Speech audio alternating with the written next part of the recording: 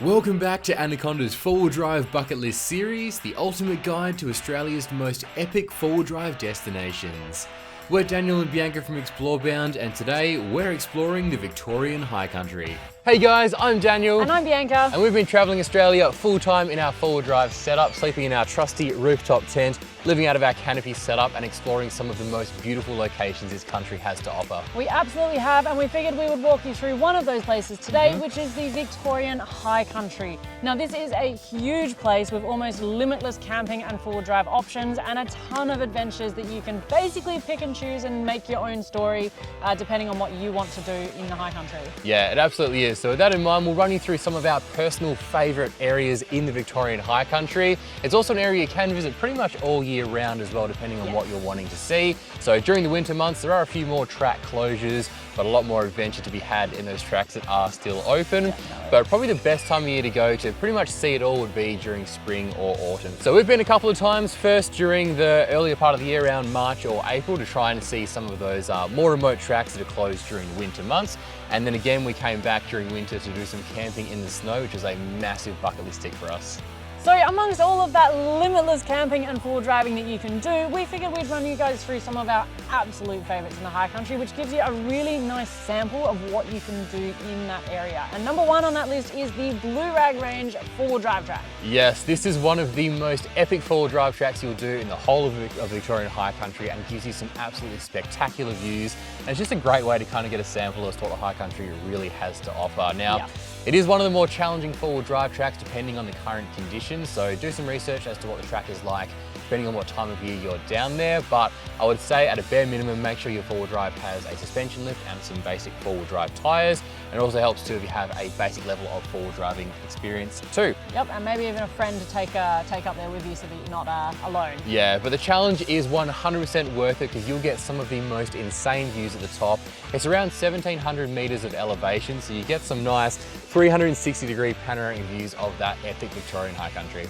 Number two on our list is a beautiful campground. In fact, probably my number one favorite in all of Australia still.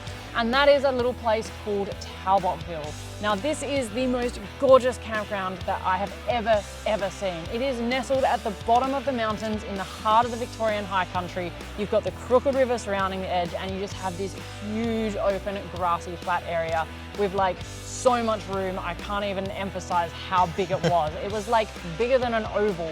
But other than that, it's also got fire pits, it's got a drop toilet, and it's just a really nice, peaceful place to come. It does have a special place in our hearts because we rocked up there at a time of need for some peace and quiet, and the flat ground is something that you really come to appreciate, especially in the middle of the mountains. And almost best of all, and something we've kind of come to expect from Victoria, it's also a free campground with no bookings required, so just rock up and camp there for free in the most magical place. It's also a great place to kind of base yourself if you're about to be tackling some of those four-wheel drive tracks and lookouts in the area, because it really is at the heart of the High Country. Yeah, it really is. And in fact, it's actually situated on one of those tracks, which brings us to our third point. It sure does. So point number 3 on our list is the Crooked River four-wheel drive track, which is just so much fun. Definitely one we recommend, and it's a bit of an elevation shift from that Blue Rag Range track we mentioned earlier.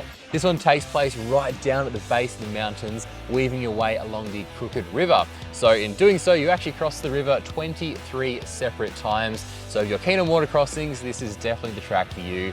Nothing too insanely difficult, but it will change depending on recent rainfall and just the time of year that you're visiting there as well. I was about to say, if you're going in sort of spring area, you'll be starting to get a lot of the snow runoff, and that can make some of those river crossings very deep. So probably handy to have a snorkel or be prepared to walk the rivers, which are very icy cold. So as with most tracks in the Victorian High Country, some basic four-wheel drive mods will get you a long way. So have some decent tyres and a decent suspension setup, and just be ready to tackle some fun four-wheel drive tracks. Yeah.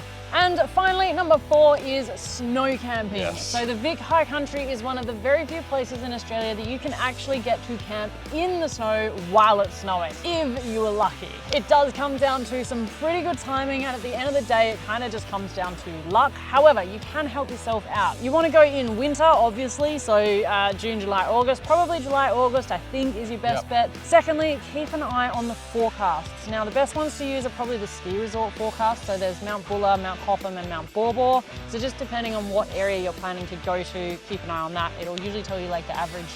Expected snowfall for that point in time. Yep, so like how much snow is going to come. And then third thing you want to do is elevation. You need to get yourself as high up those mountains as you possibly can, whilst also keeping in mind that the higher you are, the worse the weather's going to be. And potentially the more sketchy those tracks can become, especially after snowfall. Absolutely. Keep in mind that when you go up, you then have to come back down.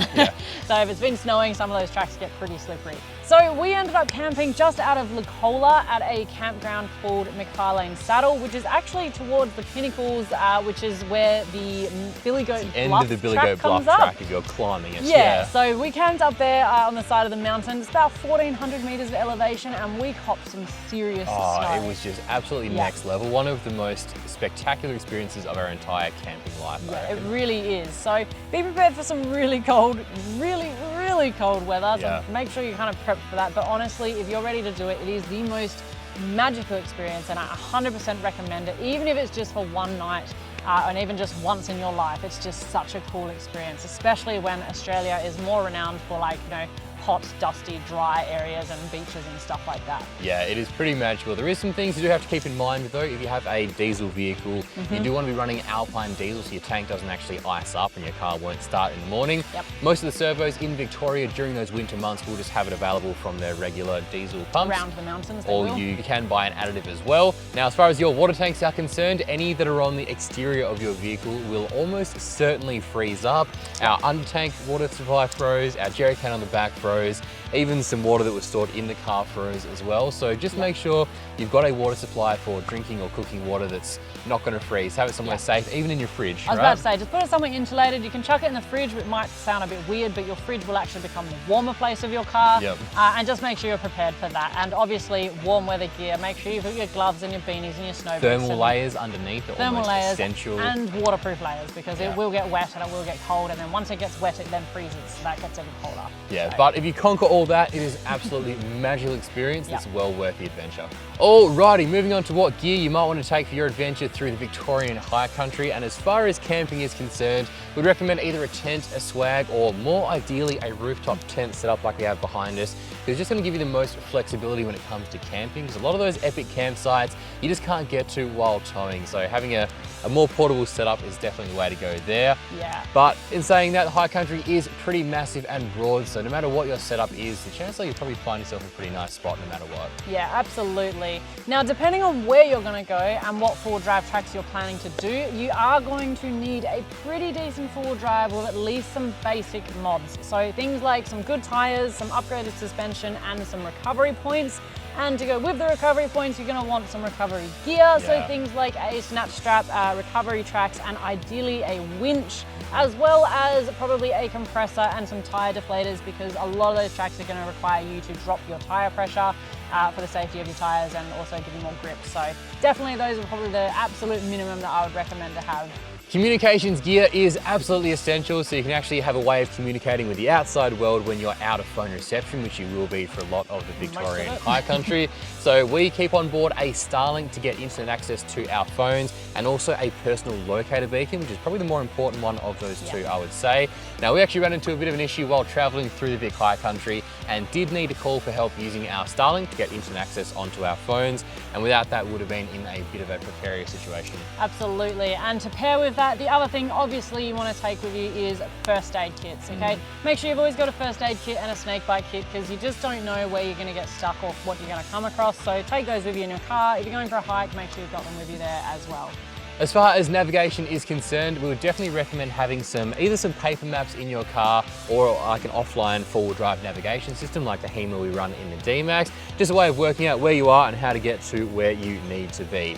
However, that being said, I would recommend you just use that as a bit of a point of reference and don't trust it 100%. So we did also have a few issues where we'd follow the navigation, it would just take us down tracks that weren't actual tracks. So it's good to have these things as a point of reference to know exactly where you are, but try and just use all the information you can with a pinch of salt and make an educated decision based on that. Yeah, and I'll add to that, maybe just be wary, don't trust things like Google Maps, because they will tell you it's a track when it's not, or they might lead you astray astray and you'll end up trapped down the bottom of a massive hill like we did that we couldn't get back up. So make sure you can always go back the way you came as well. That's probably a big bit of advice. Definitely, and a bit of common sense goes a long way. Absolutely.